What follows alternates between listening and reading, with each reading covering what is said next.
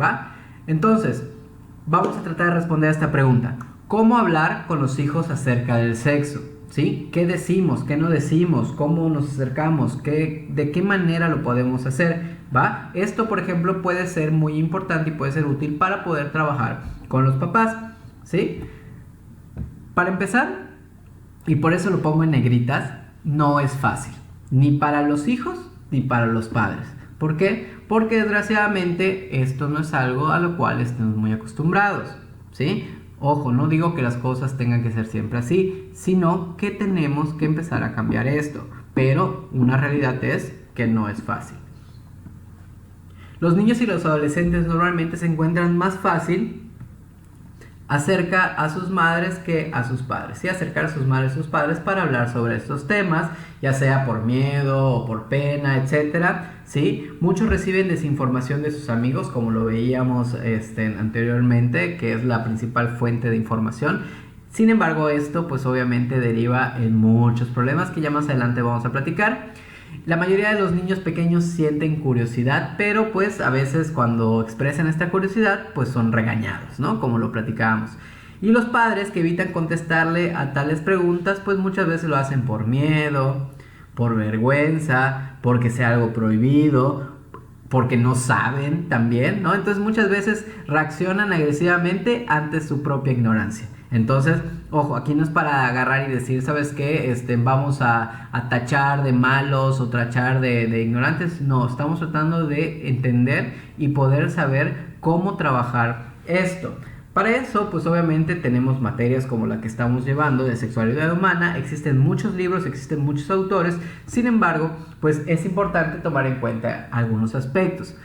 Los padres no necesitan ser expertos para hablar de sexo con sus hijos, ¿sí? Muchas veces pensamos, no, es que como yo no sé nada, entonces no voy a saber qué decirles. No, sí sabes, pero hay que poder orientar claramente a los papás para que puedan saber cómo hablar. Pueden utilizar libros de la biblioteca, ¿sí? Para suplir aquella falta de conocimiento. Entonces tú reconoces, mira, hay muchas cosas que yo no sé, pero ¿qué te parece si juntos buscamos un libro, por ejemplo, y empezamos a investigar, o vemos un video, o vemos una película, o vemos algo, y de esta manera abrimos el diálogo, ¿sí? Para que los padres, pues, puedan tener las herramientas necesarias de cómo trabajar con sus hijos, ¿sí? Que empecemos a hablar sobre el tema, que no le tengamos miedo, ¿sí? Como les decía, pueden admitir que no tienen la respuesta a una pregunta en cuestión, ¿sí? Y es válido decir, oye, ¿sabes qué? No lo sé, pero ¿qué te parece si lo investigamos? O déjamelo checo y ahorita te digo, o vamos a verlo, ¿sí? Y los niños suelen respetar a los padres que se muestran sinceros, y este es lo más importante,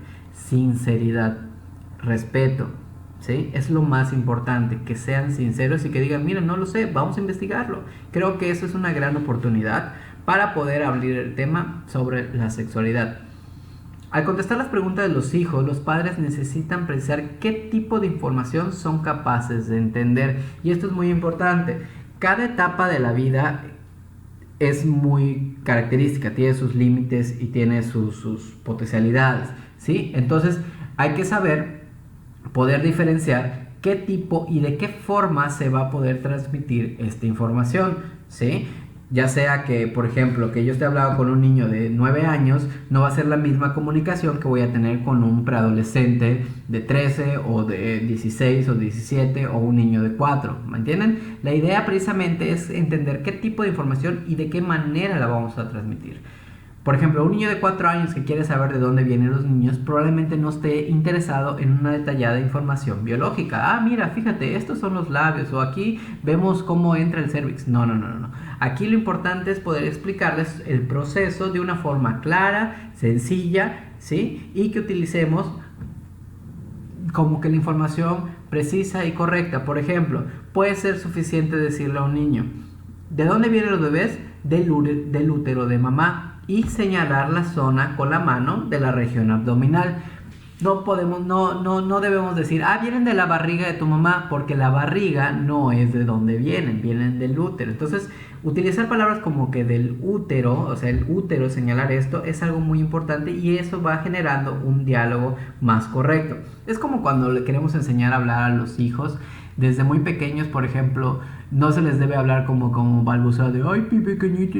No, ¿por qué? Porque de esa manera ellos piensan que así es como tienen que hablar. Entonces, Si desde pequeños les enseñamos a hablar correctamente, también podemos enseñarles a hablar correctamente de la sexualidad. Y precisamente si una pregunta como de dónde vienen los niños, hay que ser claros, es decir, del útero de la mamá, y señalar con las manos, hacer este tipo de gestos que ayuden a clarificar mejor este tipo de información. Como les decía, hay libros que pueden servirnos como de guía, y precisamente hay uno que se llama El libro de la familia acerca de la sexualidad, que lo escriben Calderón y Johnson, y que proponen algunos consejos. ¿Cuáles son aquellos consejos que podemos tomar en cuenta cuando hablamos de sexualidad? Ojo, estos solo son unos consejos, no es que tengan que ser así, sino que pueden ser herramientas útiles para poder trabajar. Primero, muéstrate dispuesto a contestar preguntas sobre sexo, es decir, estar abiertos, tener la capacidad de poder comunicarte con ellos, ¿sí? Los padres que responden a sus hijos preguntas sobre sexo diciendo, ¿por qué quieres saber eso? ¿Qué te importa? ¿Por qué? O sea, como una cuestión reactiva, impiden que el niño quiera seguir preguntando, ya que pueden interpretar la respuesta de sus padres como no debería interesarte esas cosas, es malo, es pecado, ¿sí? Y aquí les pongo la imagen, ¿no? Aquí no se habla de sexualidad, ¿sí? Como algo nativo. Ojo, lo importante es estar dispuestos a contestar preguntas sobre sexo, y si no sabemos la respuesta, estar abiertos a la posibilidad de poder conocer e investigar juntos. El segundo aspecto es utilizar un lenguaje apropiado. Como les decía, no es lo mismo hablar con un niño de 5 años con un preadolescente de 12. ¿Sí? A medida que los niños amplían su conocimiento de sexualidad, necesitan aprender los nombres de sus órganos sexuales, ¿sí? No vamos a llamar a la vagina o a la vulva, la vamos a llamar conchita o totó o cualquier otro nombre que ustedes le quieran decir, o al pene le llaman pollito, o no, hay que llamarlo por su nombre, ¿sí? Existen palabras inadecuadas que otros utilizan para referirse a las partes sexuales del cuerpo, como les decía, y que no son adecuadas en la mayoría de las situaciones porque implican connotaciones emocionales que pueden provocar sentimientos negativos. No se deben emplear palabras ridículas para describir los órganos sexuales. Y es lo que les estoy diciendo. Hablar como se habla, ¿sí? No tiene nada de malo, y hay que quitarnos el miedo de hablar de una vulva y hablar de un pene, como suena. Así se llaman los órganos. No vamos a cambiarles el nombre para algo que nos genere menos conflicto, ¿sí? Quitarle la connotación negativa al nombre que lleva cada uno de los órganos. Hay que dar consejos, no un mandato, ¿sí? Hay que poder guiar, no convertirnos en dictadores. Aquí hay que declarar las convicciones, pero etiquetarlas como propias. ¿Sí? Yo pienso esto, tú tienes un propio pensamiento, ¿sí? Así hay que poder hablar, sin tratar de imponerlas a tus hijos, ¿sí? ¿Cómo? Pues proporcionando la información y mantener charlas o pláticas que sean alentadoras, es decir, que puedan ayudarlo a generar un propio pensamiento. Es muy importante que no utilicemos castigos o que utilicemos amenazas. ¿Por qué? Porque lo único que podemos lograr con eso es generar culpa, que el adolescente o que el niño se rebele, que se aleje, que tenga miedo, que nos tenga mucho odio, y que esto siga hasta la adultez, ¿va? Entonces tenemos que poder siempre permitir este ambiente abierto, con la capacidad de poder escuchar, de hablar, de poder volvernos como este medio para que ellos germinen su propio conocimiento, y por supuesto no castigar y no amenazar, sino estar siempre abierto a poder dar como un propio pensamiento, ¿sí? Por ejemplo, ¿cómo le podríamos decir? Estoy preocupado por el modo en que estás experimentando y me gustaría darte alguna información que quizá no conozcas, ¿sí? ¿Podemos hablar de ello? Es una forma muy práctica, ¿sí? Por ejemplo, si ves que en el hijo está constantemente masturbándose muy intensamente, ¿no? Pensando que hay algún problema por allá, pues uno como padre o como guía pudiese acercarse y hablar de una forma tranquila, así como hablábamos cuando nos dirigimos a los niños, que precisamente abra el espacio para poder expresar estas preocupaciones, ¿sí? Comparte la información en pequeñas dosis. Obviamente no hay que agarrar y dar así como una plática de 4 horas al respecto, sino que poco a poco, ¿sí? Vamos a respetar los tiempos, vamos a respetar los espacios, que sean un momento en el que la persona se sienta cómoda, ¿sí? El momento y un lugar que resulte cómodo para todos. Cuando, por ejemplo, se están yendo a dormir o cuando están juntos en la casa, ¿sí? O cuando están en el coche, es decir, que un espacio que se convierta un espacio seguro para hablar y que no sea un espacio en donde se sientan expuestos, ¿sí?